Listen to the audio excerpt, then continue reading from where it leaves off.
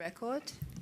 This is Commission Hearing Number 71 of Monday, 8th June 2020, in the case of 022 Olivia Vincent, case 140 Blasilia Hoffman, and case 203 Maypole Carpet Charles. Thank you. Can you please call the next witness? Glennie Savvy.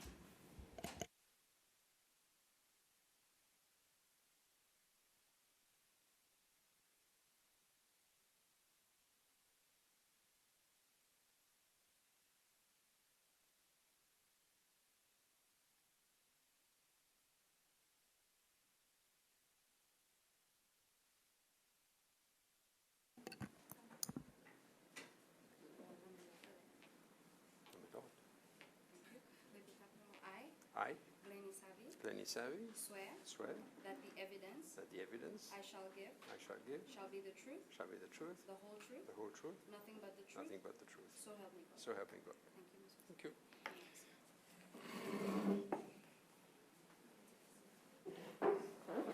Thank you, Mr. Savvy. Thank you for appearing before the Commission today.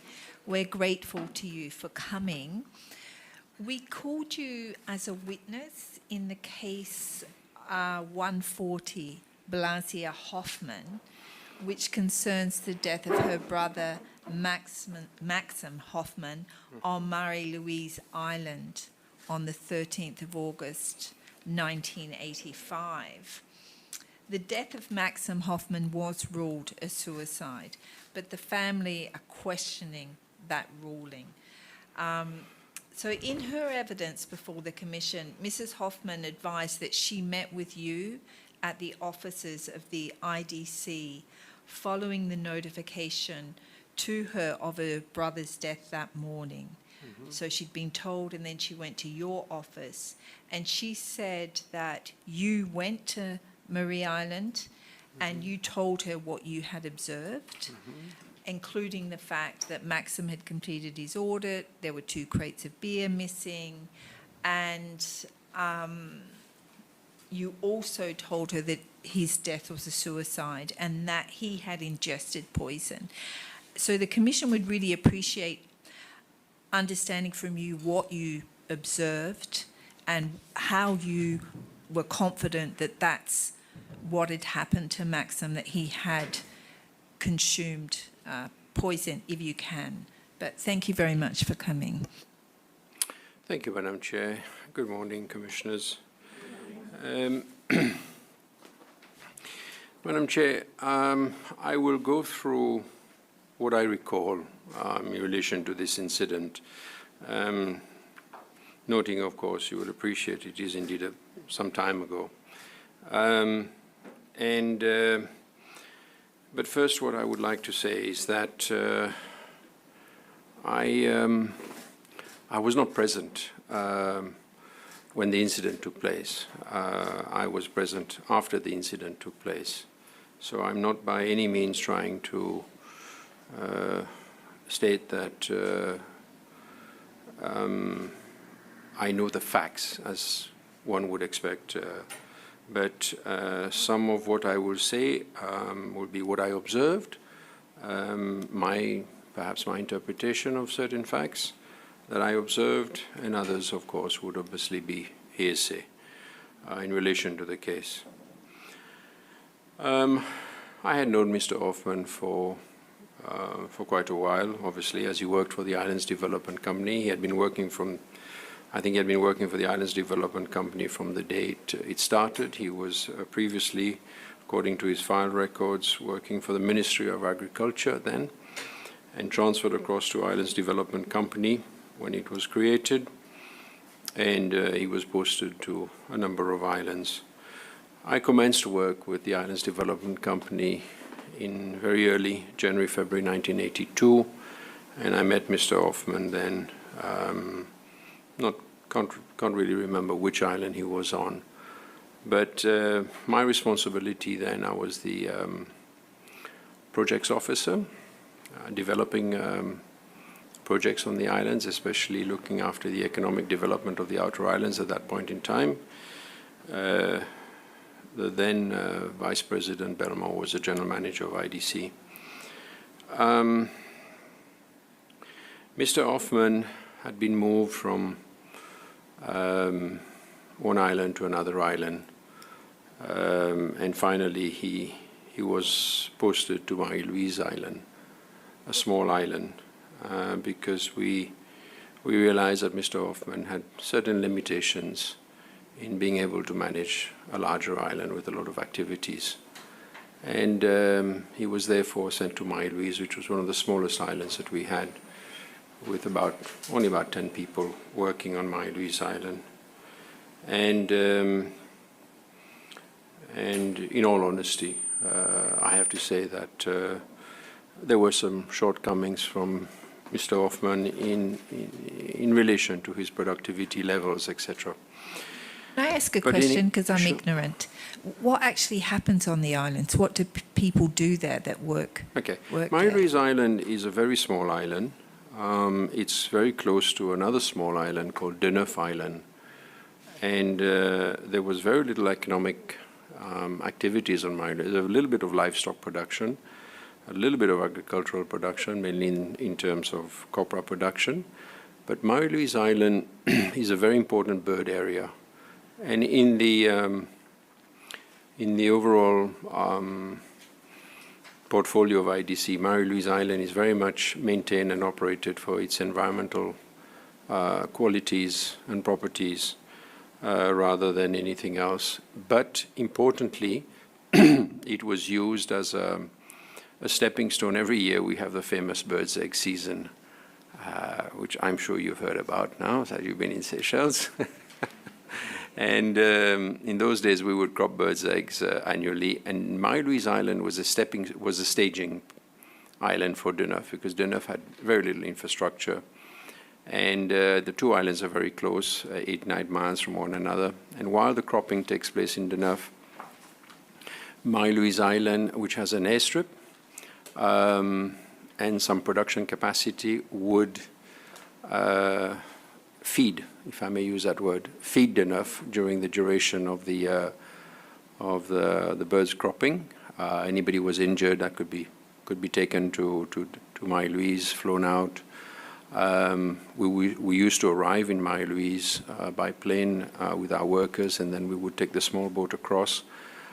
So it was a support island for TRNUC, and then, as I say, kept for its environmental qualities. So that was mainly the primary, and today it's still very much the case. So that was a raison d'être of Marie-Louise.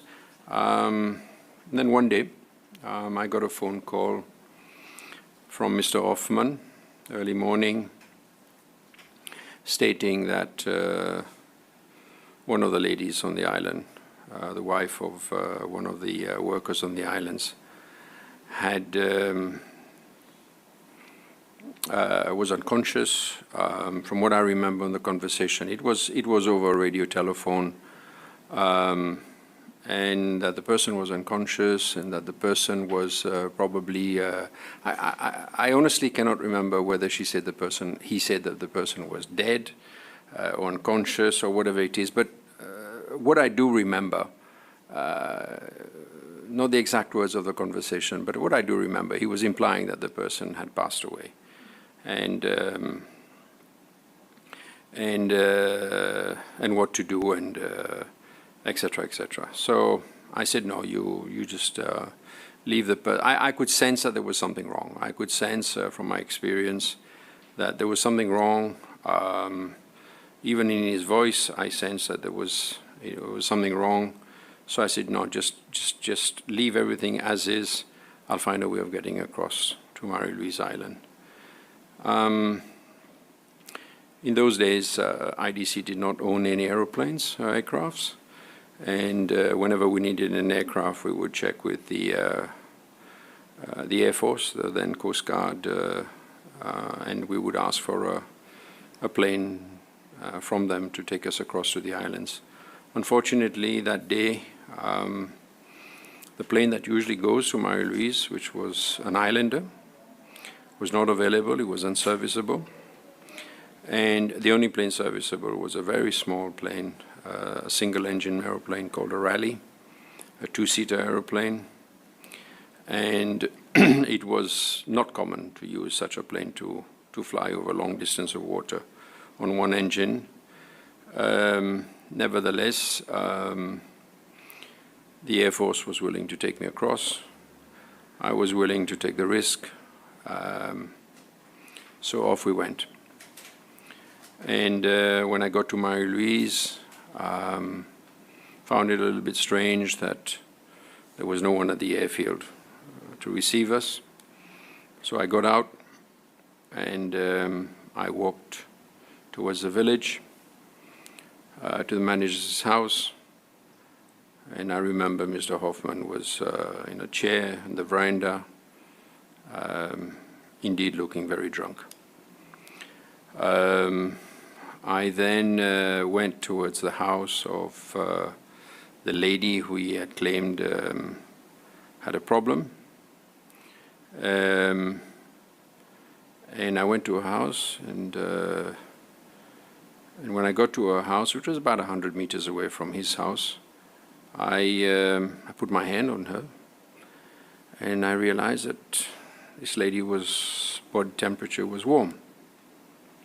And suddenly occurred to me there was no question of a person wasn't dead, otherwise she would have been called.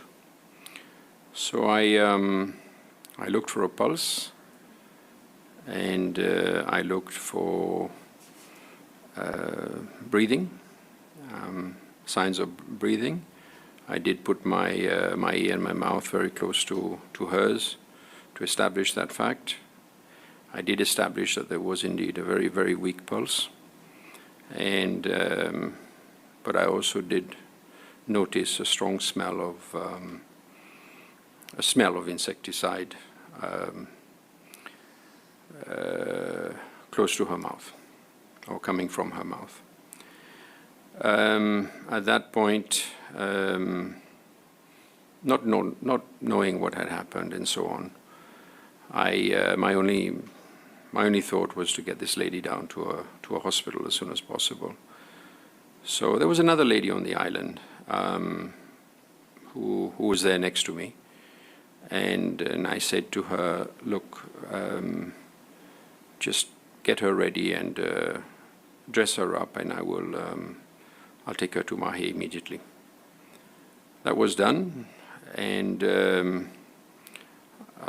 I realized that there was no point in going back to the village to get the dumper or some other form of vehicle to take her to the plane. I picked her up. She was a very small lady. I picked her up and carried her in my arms and back to the plane. And with the pilot, we struggled to fit the three of us into a small two-seater plane, and we took off. We took off to take her back to Mahe. On a number of occasions, I had the impression that she was not breathing anymore, so I gave her artificial respiration. And by radio, we contacted the airport and asked for an ambulance and a doctor to be on standby on arrival, which it was, and we did. We landed. We handed her over to the ambulance. A little later on that afternoon, I checked on her status, and I was told that she was okay. She had survived. She was fine, and brought a great deal of relief to me. And by then, I obviously was back at the office, and I said to myself, well, there's no point in trying to talk to anybody on Marie-Louise today. I said I'll deal with it over the next few days. Lo and behold, the next morning, early morning, I get another call radio call. In fact, it was from the other lady that was on the island. basically said to me that that there is a problem, that the manager, Mr. Hoffman, was dying. He was on the bed at his house, and it looked like he had drunk poison. Quite honestly, one, I was not amused, and secondly, I said, the drinking party is obviously going on, because I had noticed when I got to Marie-Louise, the few workers that I saw around the place were drunk, and I had obviously realized that there had been a drinking party, that had a drinking serenade that had taken place on the island prior to this incident. So I actually I said, no, my gosh, don't tell me that the drinking party is still going on after the incident of yesterday. And she said, no, Mr. Savy, I'm not joking. He's actually foaming at the mouth. I then realized that she was perhaps not joking about it, and because she was giving me some description of what was there, and I realized that what she was saying sort of made sense in relation to someone who would have drunk poison, etc. So I said, okay, fine, I'm coming. I'll do my best to get across to Marie-Louise immediately. Realizing that the services of a doctor was important, and realizing that if I called so early in the morning, I called casualty to try and get hold of a doctor, to get a doctor to come with me, it would have taken an hour or plus. I actually called the doctor at the military base, who happened to be Dr. Ramados, and who I knew quite well. And I said, Doctor, I've got this problem. Can you please help me? It's going to take me time to get a doctor from casualty. Could you come with me? I have this case, and this is what's happening. And he said, yes, by all means, I'll come. Come and, just come and collect me, and on your way to the airport. So I got myself prepared and rushed to Belleau. I picked up Dr. Ramados, I think it was Belleau, and rushed off to the airport. And I had been talking then before I left home, obviously, I had called my brother David and Captain Jackson, Francois Jackson, who were pilots with the Air Wing, who had confirmed that the Islander was still not serviceable, and there was no way that we could have gone in the rally, because we just wouldn't have been able to fit everybody in the rally. And I begged them to consider to use the Merlin, which was another aircraft that they had, which was a high-performance aircraft.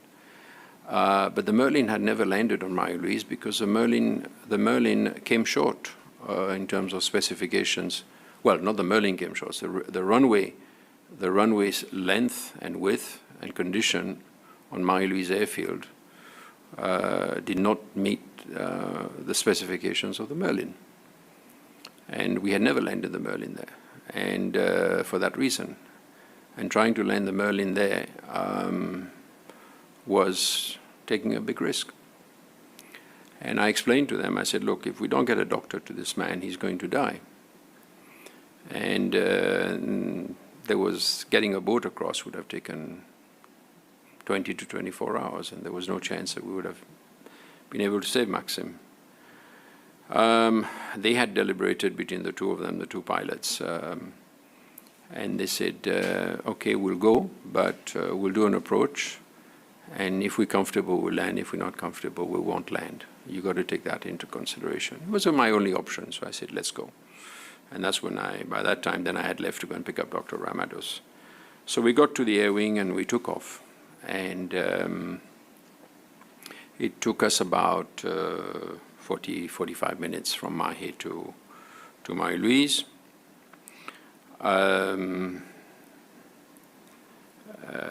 It was indeed a difficult landing.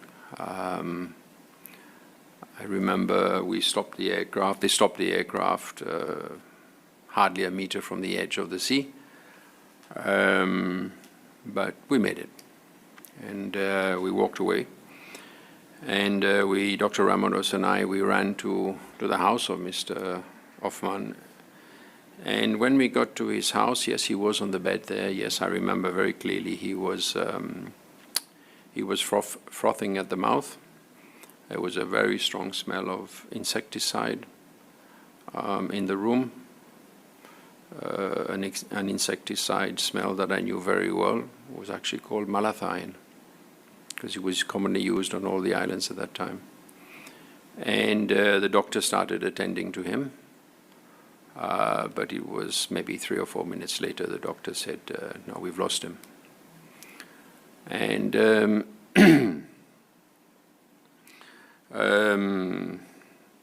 realizing that there was nothing else we could do on the island, I think I spoke to head office on the radio to inform them what had happened, and that we would be was planning to come down with the body because the doctor was with us. I couldn't leave the island and leave the body alone. There was no police station on the island, so I said the next best thing was to make use of the doctor's presence who was there to take the body back to Mahe. So there again, I asked this lady who was there. I think she was the only other lady, if I'm not mistaken, but I could be wrong, to help prepare him to take him back to Mahe. We didn't have a body bag with us, so all we could do was clean him up a little bit and wrap him in bed sheets. We put him on the plane.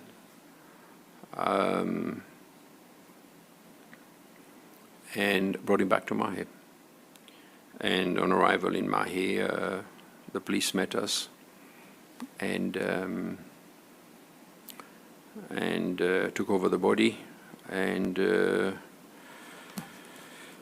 I went back to the office. I think I went home and had a shower, and then went back to the office. And if I remember correctly, I met with Vice President Belmont, who I think then was, if I'm not mistaken, was then chairman of IDC, if I'm not mistaken, and explaining to him and my staff what had happened or what I had seen. And I had also asked my staff to organize for me to meet with members of the family. It is something I do each and every time there's a death on the island. I make it a point to meet with the family. When I was informed that the family had arrived, I did meet with the family, and quite frankly, I cannot tell you today with any certainty who actually I met at the family, but I know they were family members, whether it was the brother, the sister, the auntie. Very often in these incidents, you get quite a lot of people who turn up. And as I did not know the family members personally, but they were members of the family, and I did tell them, explain to them what I saw. And of course, the question that they always ask, what happened?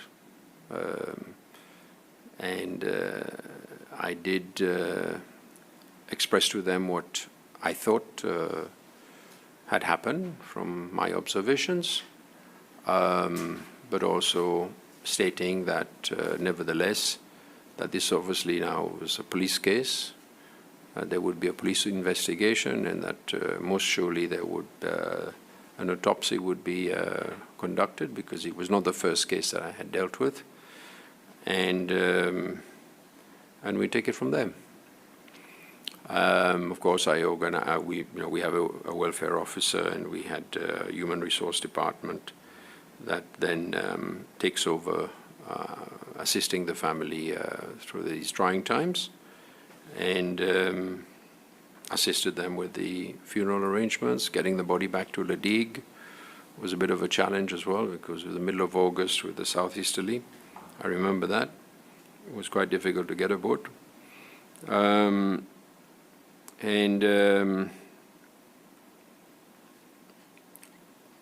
know an autopsy was done. If I recall correctly, we were interviewed by the police. And if I'm not mistaken, but it's such a long time now, if I'm not mistaken, I think the police did go back to Marie-Louise, but I won't swear by it, but as far as I can recall, yes, they did. I mean, generally, every case that where there has been some form of death on the island, the police has always usually gone and done the investigations and taken the necessary statements from everyone.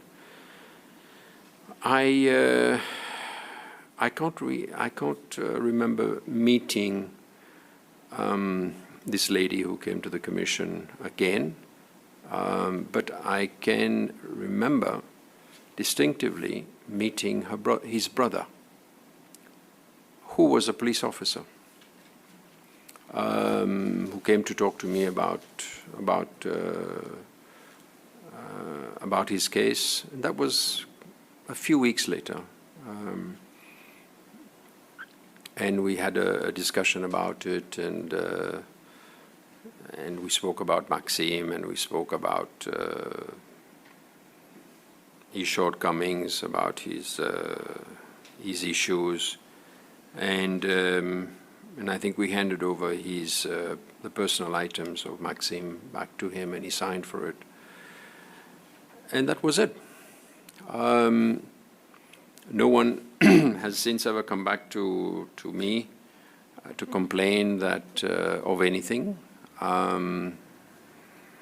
We, like normal, we will inform the relevant authorities, that is the Labour Department, the commissioner in charge of these issues, and so on, and forward all the files and the correspondence and the accounts and the monies out due to Mr. Hoffman to the appropriate authority, who then does the needful in redistributing it to the heirs, whatever. So there we are, Madam Chair. Commissioners, this is what I can remember in general about this case. A very sad one indeed. I can assure you that no death on an island is an easy situation to cope with. It was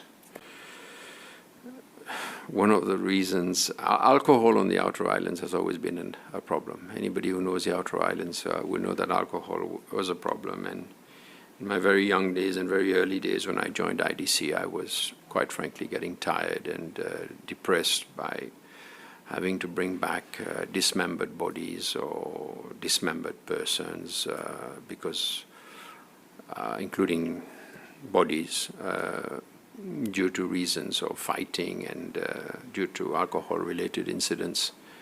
And very early in my days, I remember telling my general manager, Vice President Belmont, he says, either we agree to put a stop to this, or I'm leaving. And then we agreed to strictly start controlling alcohol on the islands, which we still do today.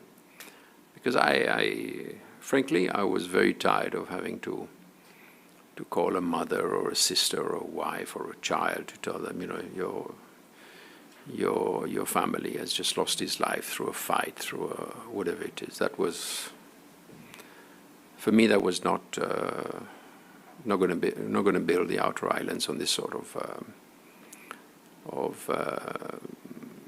attitude, and that's when we became very strict. And I got the support. We got the support of the board at the time. And to this very day, it's a commodity that we do control on the outer islands. And I'm pleased to say that a lot of people are upset about it, yes. I know they earn their money. I know they have the right to spend on whatever it is, but I think your rights stop at the point where it affects somebody else's rights. And there we are.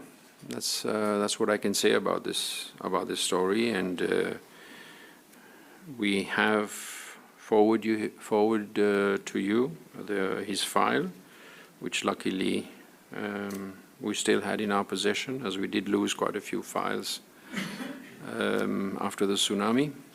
And I think we also did forward to you the pay sheets of everyone that was on the island at that particular piece of time, at that time. The only thing which I think we were not able to forward to you was you had requested a list of visitors around that time. Unfortunately, we did not keep a register of. It was not a common thing to keep a register of visitors of who visited the islands at that time. There we are, Madam Chair. Thank you so much. The family have told us that they believe the body or somebody who was at the autopsy told them that he'd been beaten or there were signs of a beating. Do you remember when you saw him seeing any signs that he'd been in a fight?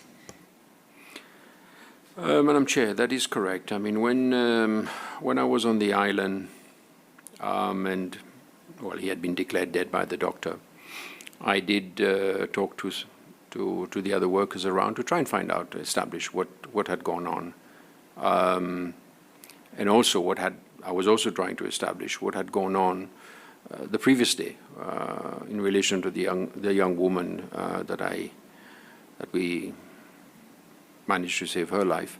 And what I managed to establish, I can't remember the statements and what I had been told by each and every one, but I can tell you as a whole what I had managed to establish.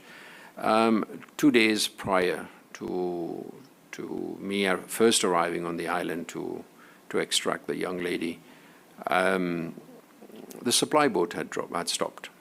And we, in those days, we were supplying Marie Louise approximately every 2 to 3 months. The supply boat would stop and we would disembark the foodstuffs for that island. And included in the foodstuffs was obviously the quota of alcohol that would have been handed over to the manager, of which he had the responsibility to sell in relation to the quota to each and every worker on a weekly basis. And what I did establish was that literally 2 days after the supply boat had left is when the incident with the young lady had taken place. There was nothing left, literally nothing left. It had been consumed, and what I had understood from one of the workers on the island at the time is that as soon as the supply boat had left, the manager and the men on the island, the rest of the men on the island, they had all sat down at the manager's house, and the drinking started, and it never stopped. And it went on for beyond 2 days. And the other thing that I had managed to establish was that the young lady at some stage one evening had come to the manager's house to extract her husband, concubine, whatever it was, I don't know, from the group to try and bring him back home. And I understand that she got a hiding for trying to do so, a beating.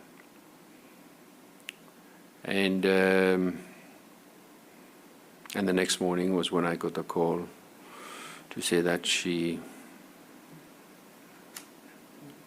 I don't know if I should use the word if she had died or whatever it is, but when I arrived on the island, as I mentioned, everybody apart from literally everybody apart from the other lady that I spoke to, they were drunk. So I can only assume that the drinking party had been going on for a while, and very often a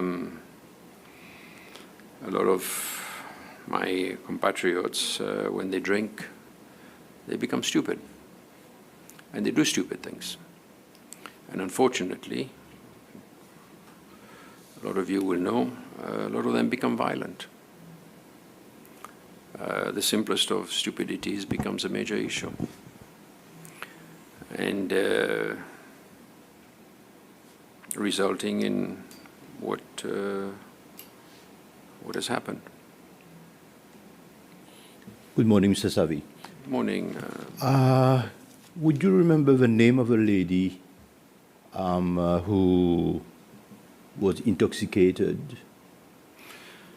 Yes, I do actually. Her name was Wilna. Wilna? Wilna. She actually appears on the pay sheet. So her full name, she was called Wilna. Her full name was on the pay sheet that you have in your possession. Mm-hmm. And the name of the other lady, the one who gave you a call? Not sure. It will also be on the pay sheet. I think there are only two ladies, if I'm not mistaken, so it will be the other lady. But off top of my head, I can't remember it. Both were employees working on the island. When you went to the island with Dr. Ramados, and you came to meet with Mr. Hoffman, he was intoxicated. Was he also drunk and intoxicated, or?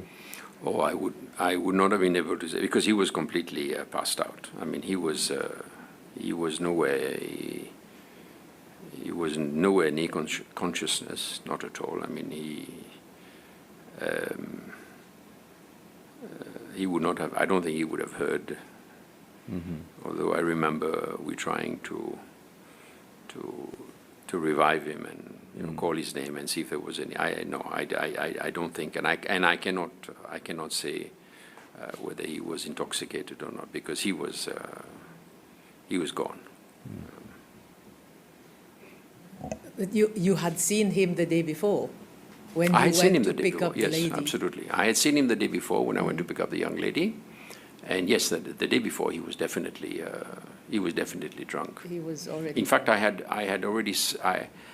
I was suspicious that he had been consuming excessive alcohol when he spoke to me on the telephone the first time, because I know Maxim. I mean, I'd known him for years, and I knew when he was talking straight, and I knew when he was drunk.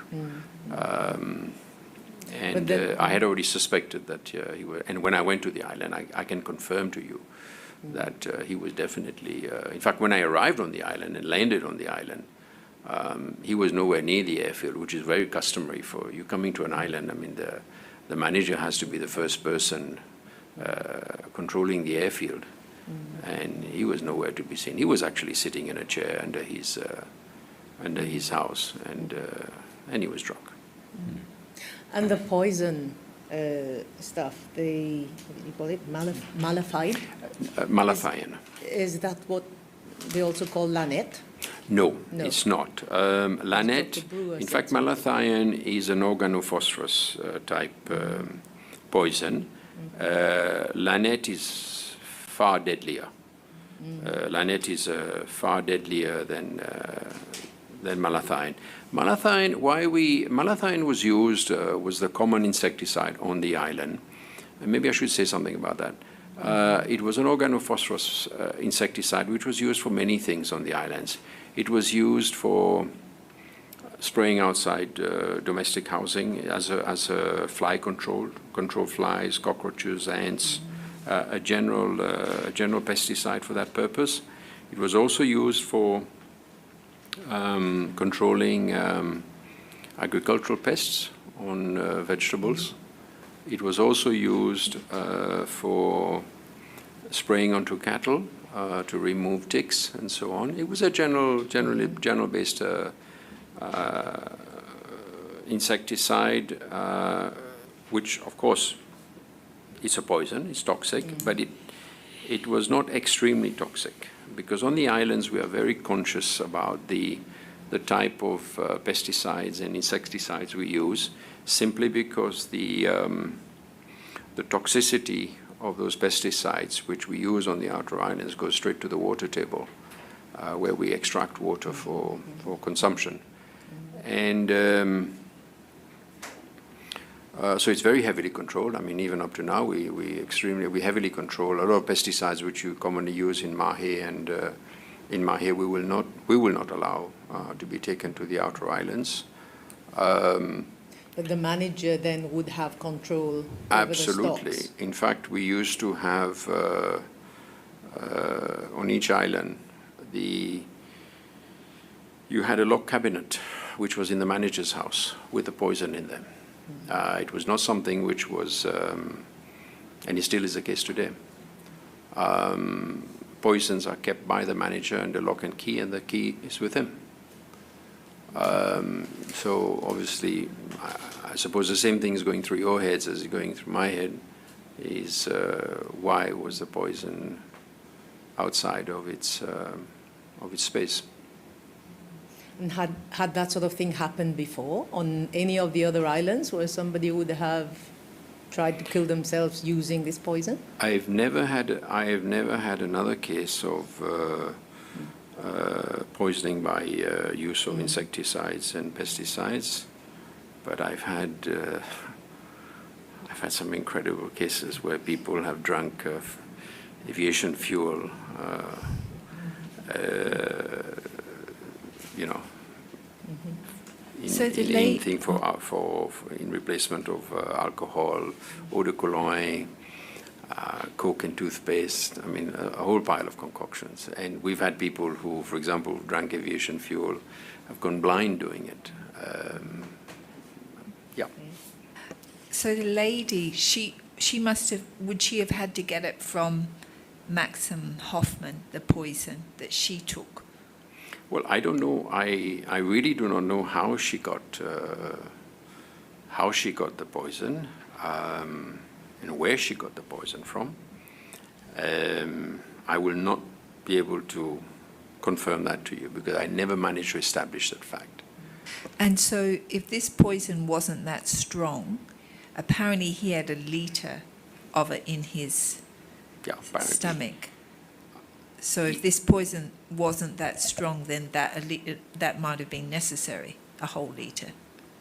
Well, no, I think less than a litre would have killed you if you didn't get to a hospital fast enough. I don't think you needed a litre of poison, of malathion, to kill you. You probably, I can't remember the level of toxicity of how much malathion you'd have to drink to actually kill a person.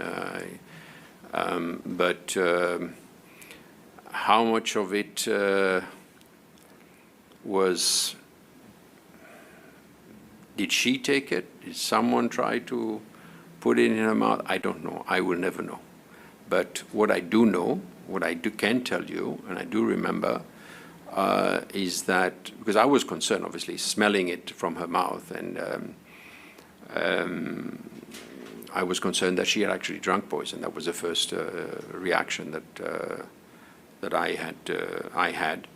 But that afternoon, or was it the next day after she had been hospitalized, and she had been discharged in a very short period of time, I was told that she was not poisoned. She was not suffering from effects of poisoning.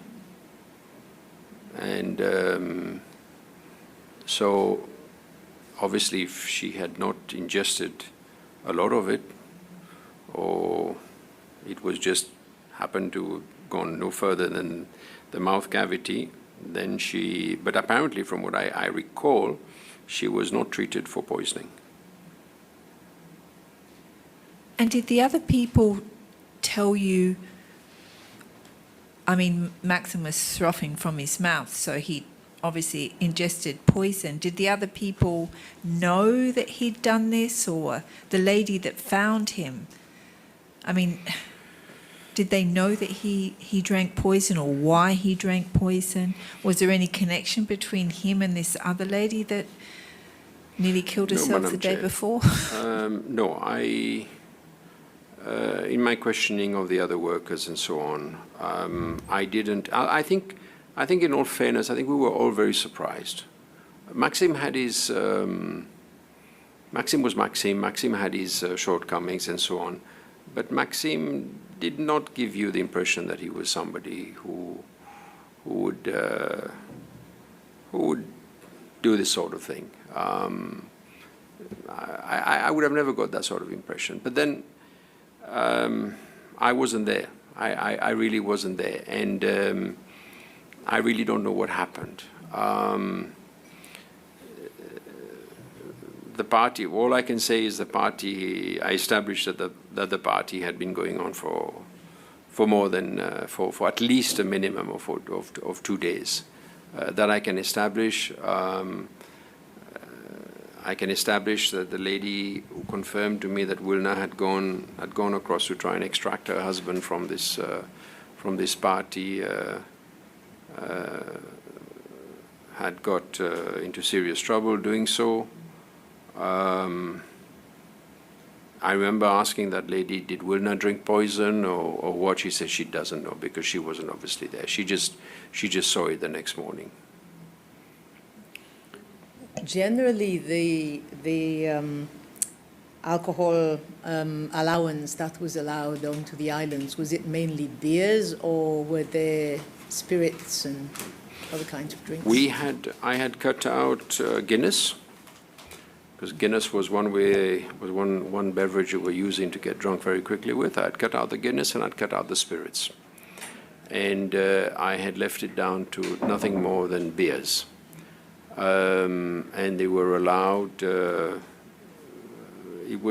some islands had a policy of 1 beer every night, and some other island managers, it was 2 on a Wednesday night and 4 on a Saturday night. So you might have got tipsy on a Saturday night, but you were not going to be a walking disaster. And that's basically, and today it's still the same. We don't usually send spirits to the island, but we will allow on special occasions, Christmas, New Year, we'll allow some wine. We do allow some wine. Mr. Savvy, you mentioned that after the lady was intoxicated, there might be some police officers who went there for inquiries and statements from the islanders there. Was it also the case when Maxim passed away? Was there a team of the police force? As I mentioned, I'm not 100% sure, but I think there was. As a general practice, I can tell you that all the cases that I'm trying to recall going back always had the police. And sometimes they would go, they would spend a day and then they would come back at the end of the day and then go back. There's been many cases that I can remember in more recent cases where this was the case. I remember a case in Providence where somebody died in Providence, and that was before Maxim's case, where there was no airfield on Providence, so the body had to be buried. We usually wrap the body in sheets and bury him in white sand, and where you don't get much water. And then further down the line, the police comes, the next boat trip or whatever it is. The police came with the pathologist, and we had to deter the body, and the autopsy was done in the presence of the police and so on. So I would say that, yes, the police, I cannot say with certainty, because I really cannot remember if they went up the next day or the day after or whatever it is. But I would say that most likely the police, yes, did go up. There's one thing which perhaps I've also not said. Wilna, if I recall, I think Wilna had 1 or 2 of her kids were living with her, Marie-Louise, and they were very young kids. And when I had taken Wilna down, if I recall, obviously the kids could not travel with us on the small plane. I just couldn't fit them in. And they stayed back with the father. But the next day, when I came back for Maxim, with Maxim's incident, I remember bringing back the plane with Maxim, the husband of Wilna and the kids. Mm-hmm. And you talk about the autopsy of Maxim. Would you have also a copy of the result of the autopsy? No, I don't. No, I don't have a copy of the result. It is not company practice to get a copy of the results, but we would definitely find out and inquire about the cause of death. Would you have, after Wilna picking her up, you saw they'd obviously been drinking and Maxim didn't do what he was meant to do, sitting in the chair drunk. Would you have taken disciplinary measures against him? Would he have reason to worry about his position given he had not been doing what he was meant to do and you observed it? Yes, he would have most definitely had cause for concern. I mean, Maxim had already had a couple of disciplinary measures taken against him previously on other issues. Did he lose some animals once? Yeah, that's right. Yeah. It was ill treatment of an animal, and I was not the one that had discovered that. It was our agricultural manager, and he had taken disciplinary measures against Maxim on that. And when I saw the correspondence and spoken to Maxim about it, I followed up with a very strong letter of warning. I mean, there's one thing that we will not tolerate is cruelty to animals. I mean, that is just a red flag. So he had obviously had a couple of stints in the past, previously. And definitely, I mean, the whole incident of the lady, his sister says that I said that there were 2 crates of beer missing. Four.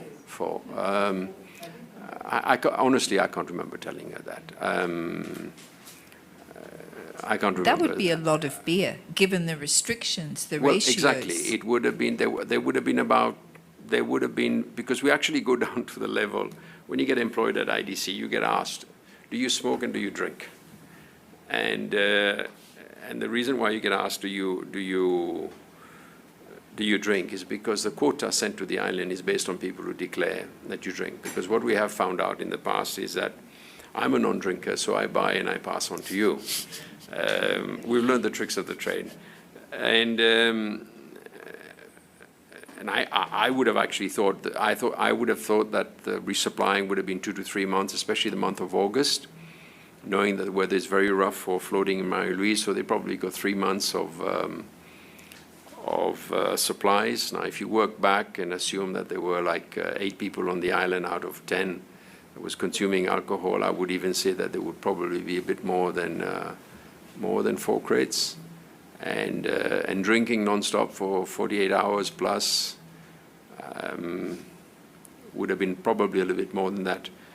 But I probably told her that, I'm sure I told her that there had been a drinking incident on the island, and that probably when the auditors go up, our internal auditors go up to establish what had been distributed outside of company rules and regulations, that there would have been some missing crates of beer or unaccountable. But I cannot remember saying that. As the manager and the person with responsibility for the poison, could he also be disciplined for if the lady had taken poison? And at that time, when you first took her, is that what people thought had happened? She drank poison. That's what the lady said.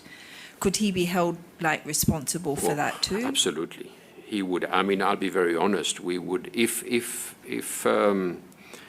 the hospital had confirmed that she had consumed poison, we would have reported the matter to the police, because we would have considered that to be an offence which needs to be investigated. Definitely, most definitely. And it's not the first one. I mean, we had one a few years ago on the island of Farquhar, where we knew that there was something that had taken place in relation to excessive consumption of alcohol. The person did not die, but we still reported the matter to the police, and the police did go and investigate. So it is something that definitely, had we had confirmation that Wilna had consumed poison, we would have referred the matter to the police. Oui, bonjour. Morning. Jacques. I think based on what I understood, you were aware of the poor performance of Mr. Hoffman based on assessment. Mm-hmm. No? Am I right? An assessment? Yeah. You say Well, he wasn't good to manage big islands, so you gave to him. Yes, we gave him something smaller to cope with, and with verbal warnings, and previously, and on some occasions, written warnings. Yes. I understand also he was about to be removed from the island. We had moved him from a larger island where there was a bigger population, more activity, and he was just not coping with he was just not delivering. So very often you do acknowledge the fact that someone perhaps doesn't have the ability to handle a bigger island or more people, so we give him another chance on a smaller island. Because Mr. Hoffman was very good doing certain things. I mean, I remember when he was on Cosmoledo, he used to produce some very good saltfish. So he had some skills, there's no question about it. Mr. Hoffman did have some skills. We can't just say that Mr. Hoffman was a drunk. Mr. Hoffman's had some. He also used to produce very good quality copra. So he had some skills, but unfortunately, he had an alcoholic problem. Did Dr. Ramados write any report? Mr. Green, I would not know. I'm pretty sure he would have had to write something because he would have had to certify the death. But I never got a report from him.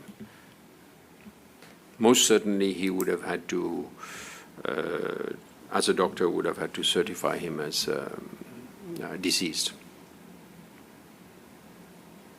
This might be a stupid question, but is there, in other countries you hear about, like recently in South Africa, when they weren't selling alcohol, people were drinking, cleaner, anything that might have a percentage of alcohol in it. Did these pesticides have any alcohol percentage at all that might motivate somebody to drink them if they'd run out of alcohol? Madam Chair, there's no stupid question. There are only stupid people. No, I don't think these pesticides contained alcohol. But we did have other products on the islands that did contain alcohol. For example, eau de Cologne. Simple eau de Cologne has a very we would not sell alcohol to the eau de Cologne to the men. Only the ladies had the right to buy a bottle of eau de Cologne. We had to control the sale of honey, of sugar, of lentils, of, believe it or not, Coca-Cola. You go home, mix Coca-Cola with toothpaste and leave it there for a couple of days and you'll get quite high. Yeah,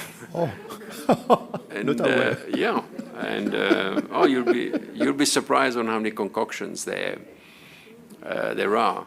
And a lot of these items had to be controlled. You only got so much per week to try and prevent that problem. But pesticides, insecticides, no. I mean, I'll explain to you just so that you get a feel of the sort of problems that we had. One of the aeroplanes that belonged to the Defense Forces was an Islander, and then the Islander had piston engines, and the piston engines use a fuel called avgas, which has a very high level of octane in there, 100%. It's literally 100% octane. And we had one worker, and of course when you smell octane, you get the impression it's got the same smell as alcohol. It vaporizes very, very easily.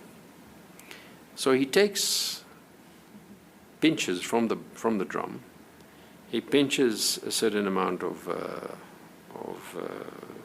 avgas, puts it in a can, lights it, okay, and of course it catches fire immediately, highly flammable.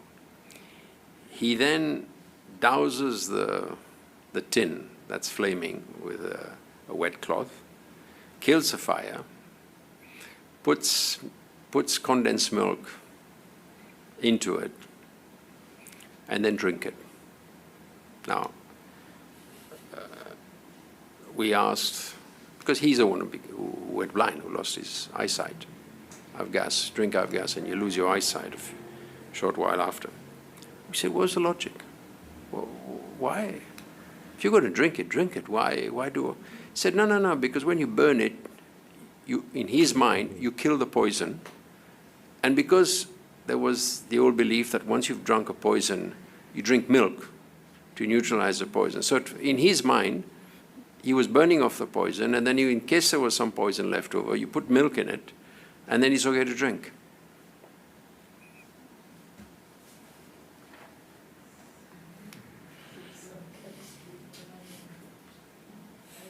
It's addictions, you know? It's addictions. It's terrible. It's, I don't know. I don't know if it's, well, some people, yes. I mean, some people, when they're addicted, I mean, we pick it up. It's like today, we have a serious problem with drugs. We are an organization that has been declared drug-free. We will not employ somebody who tests positive. And we do test people going to the islands and so on, and we have random testing. We will not. I cannot afford to have a situation whereby somebody who is high on substances, who at the end of the day is putting the lives of other people at risk on an island situation, away from a lot of other services. So we can't do that. It's something we cannot do. But what we do is we will do what we do, and is we will take somebody who who's on a program or who's out of a program, and we help to rehabilitate them. And I'm pleased to say that we've been quite successful on rehabilitating quite a few, especially the young people, and we're hoping to grow that with time. But some workers, they're alcoholics, and yet they are good workers. So you do speak to them and you say, look, I will only take you back once I know you've stopped drinking alcohol. So some of them who want to go back, because some people love the islands and are addicted to living on the islands, so they do go back and dry up. And they do come back to us, and we do check, and you find out that they've not been drinking for the last 1 month. So when we say the word addiction, I usually say addiction is got to have it every day and every night. But in fact, some people just don't get alcohol for a period of time, quite a period of time, and then all of a sudden, bang, they get hold of alcohol, and then the whole thing just falls apart. The world falls apart. But alcohol has cost this country a hell of a lot. Mm.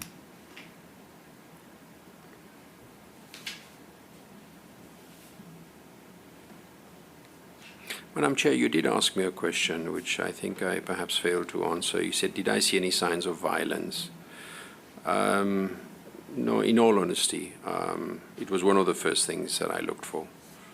And I'm not qualified as a person to say, to establish that fact, but I did not get the impression that there had been physical violence.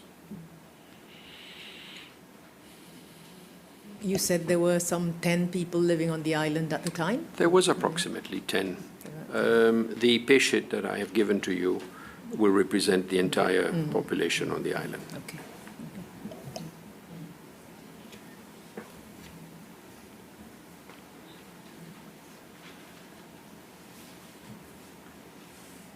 Bench, front bench, no.